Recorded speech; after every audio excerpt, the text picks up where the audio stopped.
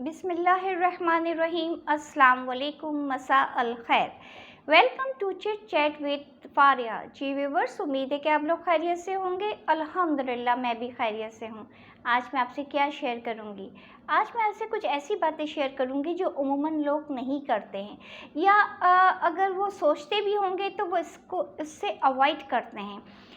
जी viewers, आज मैं आपसे जो बात करूंगी वो है डिप्रेशन के हवाले से, लोनलीनेस के हवाले से, सैडनेस के हवाले से।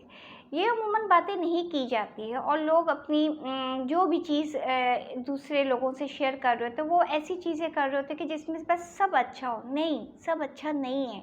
जैसा कि आपने मेरी पिछली वीडियो में देखा था, किस तरह बैरूत शहर तबाह बर्बाद हुआ, कैसे वहाँ के लोगों की ज़िंदगी इस वक्त गुजर रही है।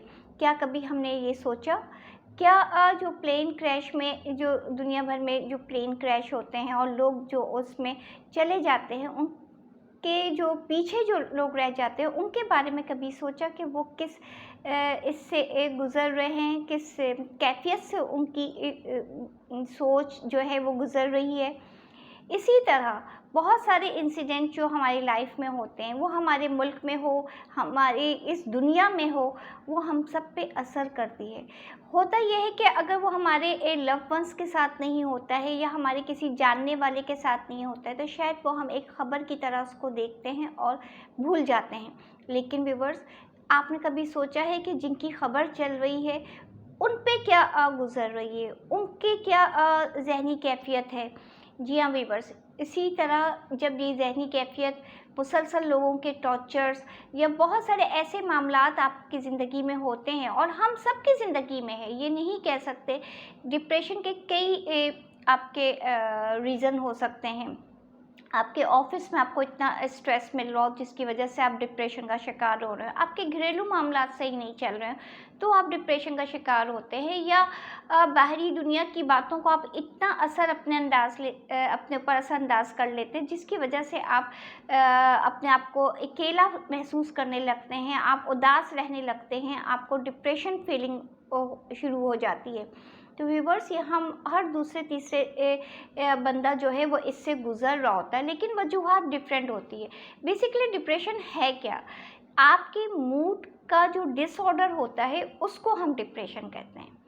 मतलब ये है कि आप जैसे एक खुशी का मौका है लेकिन आप खुश नहीं हैं, तो बेसिकली आप उस वक्त डिप्रेस फीलिंग कर रहे होते हैं। इसी तरह आप ये सोचिए कि जब इतने बड़े बड़े बम ब्लास्ट होते हैं, जब इतने इतने बड़े हादसात हो जाते हैं, तो वो लोग किस ज़हनी कैफ़ियत से गुज़र रहे हैं वो शायद हम नहीं सोचते। हम उसके बारे में शायद इतना सोचना नहीं चाहते हैं, क्योंकि हम जो है बस अपनी ज़िंदगी में, आप समझ लीजिए कि मैं अपने आप को भी कहती हूँ, हम हो या आप हो, जो भी हो, हम उसको सिर्फ़ एक ख़बर की तरह देखते हैं और भूल जाते हैं, और फिर हम सोचते ही नहीं कि उन लोगों के लिए हम क्या कर सकते हैं।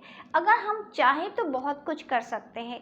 अगर आपके इर्द-गिर्द में कोई ऐसा इंसान है जो इस प्रॉब्लम से गुज़र रहा है, तो कम से कम आपकी उसके साथ सिंपैथी अच्छी होनी चाहिए। आप उसको अटेंशन दीजिए ताकि वो उसको ज़िंदगी की तरफ लाने की कोशिश कीजिए। एक छोटी-सी स्माइल भी आप किसी को पास कर देते ना ऐसे इंसान को, और उसकी हौसला अफ़ज़ाई बढ़ती है, फिर उसको ज़िंदगी में रंग नज़र आने लगता है। लेकिन बदकिस्मती हमारे साथ ये होता है कि जब कोई ऐसा शख्स या कोई ऐसा इंसान जो इस प्रॉब्लम से गुज़र रहा होता है, लोग उसको मेंटल समझने लग जाते हैं।